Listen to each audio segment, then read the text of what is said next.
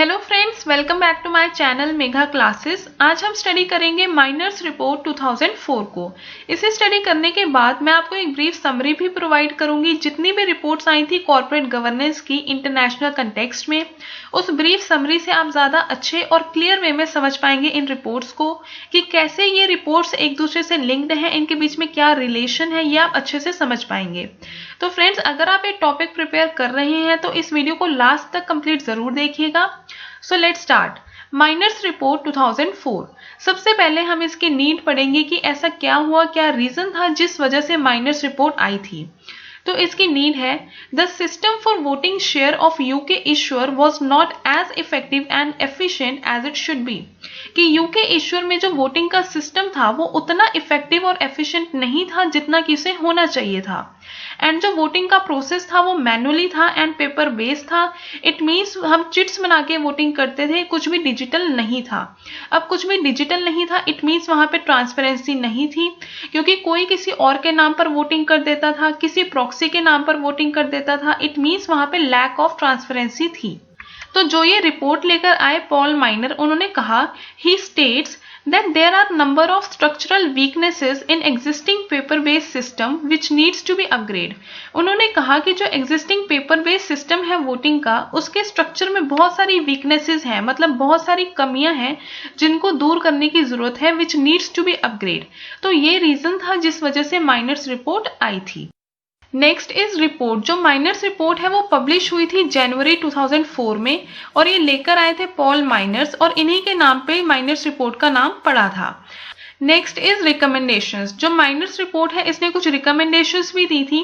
तो friends, miners report इसलिए आई थी क्योंकि जो वोटिंग का सिस्टम था वो इफेक्टिव नहीं था, पेपर बेस्ड था। तो इस रिपोर्ट ने रिकमेंड करा कि इलेक्ट्रॉनिक वोटिंग सिस्टम होना चाहिए टू इनहैंस एफिशिएंसी। की एफिशिएंसी लेकर आने के लिए इलेक्ट्रॉनिक वोटिंग सिस्टम होना चाहिए, मतलब डिजिटल वे में वोटिंग होनी चाहिए जैसे कि आज के टाइम पर होता है। ठीक है। और सेकेंड रिकमेंडेशन इन्होंने दी, ही रिकमेंड्स दैट FTSE 350, यहाँ पर FTSE का मतलब है फाइनेंशियल टाइम स्टॉक एक्सचेंज, की जो FTSE 350 है, इन्वेस्टमेंट मैनेजर्स हैं, कस्टोडियंस हैं एंड जो प्रॉक्सी वोटिंग एजेंसीज हैं, उन्हें इलेक्ट्रॉनिक वोटिंग का सिस्टम इंट्रोड्यूस करना चाहिए। एंड नेक्स्ट रिकमेंडेशन इन्होंने दी कि make direct and specific inquiries of their agents and others to check the extent they have और they will introduce electronic voting system. उन्होंने कहा कि डायरेक्ट और स्पेसिफिक इंक्वायरीज होनी चाहिए उनके एजेंट्स की और दूसरों की भी, ताकि ये चेक किया जा सके कि वो कितने एक्सटेंट तक, मतलब कितने अच्छे से वो इलेक्ट्रॉनिक वोटिंग सिस्टम को इंट्रोड्यूस कर रहे हैं। तो ये 3 रिकमेंडेशंस दी थी माइनर्स रिपोर्ट ने।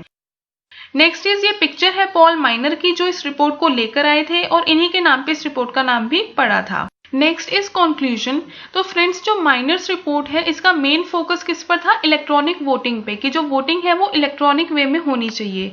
तो इसने कंक्लूजन यही दिया है कि electronic voting remains the key to a more efficient voting system. कि जो इलेक्ट्रॉनिक वोटिंग है ये एक की है, ये एक चाबी है किसकी? एफिशिएंट वोटिंग सिस्टम की।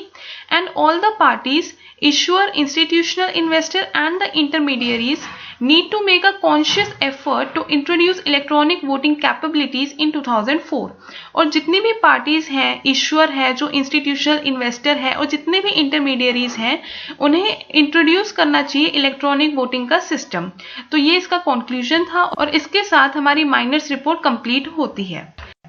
Next is brief summary. तो फ्रेंड्स, जैसा कि मैंने आपको स्टार्टिंग में भी बताया था कि मैं आपको एक ब्रीफ समरी प्रोवाइड कर रही हूँ। जितनी भी रिपोर्ट्स थी कॉर्पोरेट गवर्नेंस की इंटरनेशनल कंटेक्स्ट में, तो ये टोटल 5 रिपोर्ट्स हैं जिसमें से एक एक्ट भी है। तो वैसे तो इन सभी के ऊपर मेरी डिटेल वीडियो आ चुकी है, लेकिन फिर भी मैं आपको ब्रीफ समरी प्रोवाइड कर रही हूँ ताकि आप इन रिपोर्ट्स के बीच में लिंक बना सके कि कैसे ये रिपोर्ट्स एक दूसरे से लिंक्ड है, क्या इनके बीच में रिलेशन है। इससे आप ज्यादा अच्छे और ईजी लैंग्वेज में लर्न कर पाएंगे इन रिपोर्ट्स को। तो फ्रेंड्स, अगर आपने डिटेल वीडियो नहीं देखी है तो पहले जाकर वो डिटेल्ड वीडियो देखिए। इन सभी वीडियोस का लिंक आपको डिस्क्रिप्शन बॉक्स में मिल जाएगा। उसके बाद आप ब्रीफ समरी को समझिए तो आपको ज्यादा अच्छे से ये समझ में आएगी। तो हम स्टार्ट करते हैं। जो फर्स्ट रिपोर्ट आई थी कॉर्पोरेट गवर्नेंस की इंटरनेशनल कंटेक्स्ट में, वो थी कैडबरी कमेटी रिपोर्ट। जो कैडबरी कमेटी है वो इस्टेब्लिश हुई थी मई 1991 में। तो फ्रेंड्स, ये डेट तो आपको याद ही करनी पड़ेगी कि ये 1991 मई में आई थी। इस कमेटी ने अपनी रिपोर्ट पब्लिश करी थी दिसंबर 1992 को। इस कमेटी के चेयरमैन थे सर एड्रियन कैडबरी, और ये कमेटी इसलिए आई थी क्योंकि 1980 में कुछ फाइनेंशियल स्कैंडल्स हो रहे थे, स्कैम्स हो रहे थे। इट मीन्स जो कंपनीज थी वो धोखाधड़ी कर रही थी, इस वजह से ये रिपोर्ट आई थी। इस रिपोर्ट ने कुछ रिकमेंडेशंस भी दी थी, लेकिन वो मैं यहाँ पे डिस्कस नहीं करूंगी, वो ऑलरेडी डिटेल वीडियो में डिस्कस है। इसके बाद हम इसका सिर्फ कंक्लूजन देखेंगे कि कैडबरी कमेटी ने कंक्लूड करा था adequate working of CG, CG का मतलब है corporate governance, so that it reduces scams and failures. इसने कहा था कि कॉर्पोरेट गवर्नेंस की अच्छे से वर्किंग होनी चाहिए ताकि जो स्कैम्स है और जो फेलियर्स है वो कम हो सके। तो यहाँ पर जो इशू था स्कैम्स का, स्कैंडल्स का, वो इस कमेटी के आने से, कैडबरी कमेटी के आने से ठीक हो गया। लेकिन यहाँ पर एक नया इशू अराइज हो गया डायरेक्टर की रेम्यूनरेशन की। डायरेक्टर की जो रेम्यूनरेशन है वो कितनी होनी चाहिए, क्योंकि जो डायरेक्टर्स थे वो बहुत ही ज्यादा डिमांड कर रहे थे रेम्यूनरेशन की, स्पेशली जो प्राइवेट कंपनीज थी, और प्राइवेट कंपनीज के लिए ये पॉसिबल नहीं था कि वो इतनी ज्यादा रेम्यूनरेशन पे करे सिर्फ डायरेक्टर्स को। तो इस इशू को रिजॉल्व करने के लिए या इस इशू को खत्म करने के लिए आई थी ग्रीनबरी कमेटी रिपोर्ट।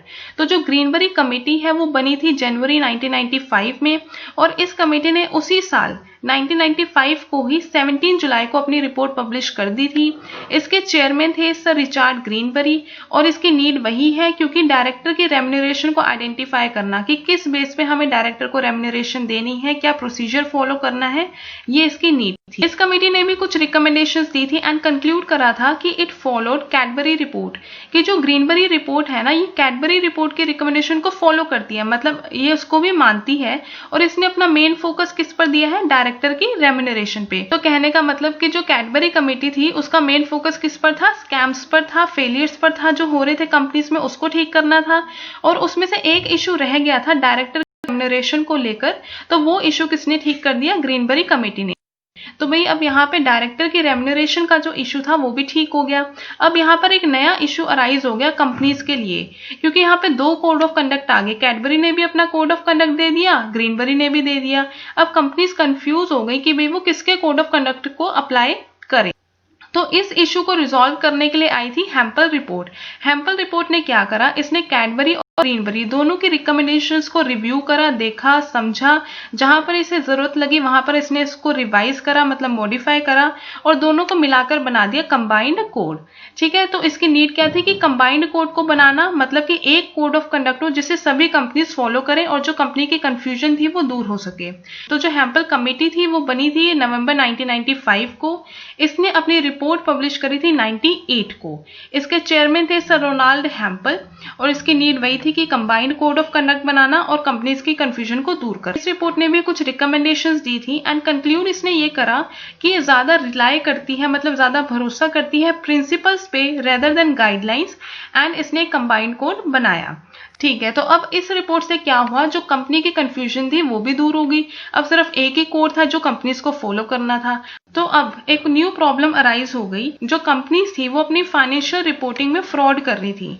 फाइनेंशियल रिपोर्टिंग का मतलब है कि फाइनेंस से रिलेटेड जो भी रिपोर्टिंग करती है company, for example profit and loss account, balance sheet, इसमें वो फ्रॉड करने लगी। इट मीन्स अपने प्रॉफिट्स को कम दिखाने लगी, एसेट्स को कम दिखाने लगी, मैनिपुलेशन करने लगी, मतलब फ्रॉड करने लगी। तो इस चीज को ठीक करने के लिए यूएस ने सीधा एक एक्ट ही बना दिया।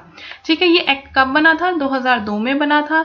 इसके चेयरमैन दो लोग हैं, पॉल सार्बन्स और माइकल जी ऑक्सले। ये इन्हीं के नाम पर इस एक्ट का नाम भी पड़ा था, और इसकी नीड वही है कि जो फाइनेंशियल रिपोर्टिंग करते हुए कंपनीज जो फ्रॉड कर रही थी, इस चीज को ठीक करना। जो सार्बन्स ऑक्सले एक्ट है इसके अंदर टोटल 11 टाइटल्स दिए गए हैं और कुछ सेक्शंस भी बताए गए हैं। तो ये मैं अपनी पुरानी वाली वीडियो में अच्छे से डिस्कस कर चुकी हूँ, तो ये मैं यहाँ दोबारा डिस्कस नहीं करूंगी। ठीक है, तो अब सार्बन्स ऑक्सले एक्ट से ये वाला इशू भी दूर हो गया, मतलब जो फ्रॉड हो रहे थे फाइनेंशियल रिपोर्टिंग में ये भी ठीक हो गया। अब एक न्यू इशू अराइज हुआ कि जो वोटिंग का सिस्टम है ना यूके शेयर्स में, वो इनइफेक्टिव है। इट मींस वहां पे पेपर बेस्ड वोटिंग होती है, कुछ भी डिजिटल नहीं है, तो वहां पे क्या होता है, ट्रांसपेरेंसी नहीं थी। तो इस इशू को खत्म करने के लिए आई थी माइनर्स रिपोर्ट।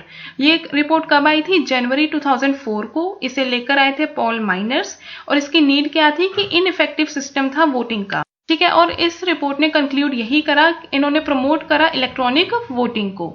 तो यहाँ पर जो इशू था कि पेपर बेस्ड वोटिंग होती है, उसका इशू भी माइनर्स रिपोर्ट की वजह से ठीक हो गया। तो फ्रेंड्स अब आप इसके बीच में थोड़ा रिलेशन समझ पाए होंगे, मैं आपको रिवाइज करवा देती हूँ एक बार।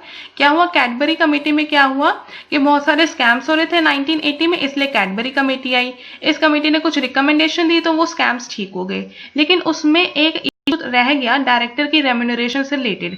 तो उस इशू को सॉल्व करने के लिए एक और कमेटी बनी जिसका नाम था ग्रीनबरी कमेटी। तो ग्रीनबरी कमेटी ने जो डायरेक्टर की रेम्यूनरेशन से रिलेटेड जो इशू था उसको सॉल्व कर दिया।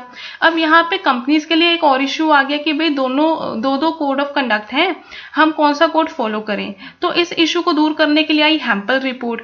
अब हैम्पल रिपोर्ट आ गई, कंपनी की कंफ्यूजन दूर होगी। फिर कुछ टाइम बाद क्या हुआ कि जो कंपनीज थी वो अपनी फाइनेंशियल रिपोर्टिंग में फ्रॉड कर रही थी। तो इस फ्रॉड को खत्म करने के लिए एक सार्बस-ऑक्सले एक्ट बना दिया गया। ठीक है, तो इससे फ्रॉड भी काफी हद तक कम हो गया, या आप बोलो ये इशू सॉल्व हो गया। अब यहाँ पर एक और न्यू इशू अराइज हो गया कि जो वोटिंग का सिस्टम था वो पेपर बेस्ड था। तो इसे सॉल्व करने के लिए भी क्या आई, माइनर्स रिपोर्ट आई, और ये क्या लेकर आई, इलेक्ट्रॉनिक वोटिंग लेकर आई। ठीक है, तो ये टोटल 5 रिपोर्ट्स थी कॉर्पोरेट गवर्नेंस की इंटरनेशनल कंटेक्स्ट में। इस वीडियो के साथ हमारा ये टॉपिक खत्म होता है।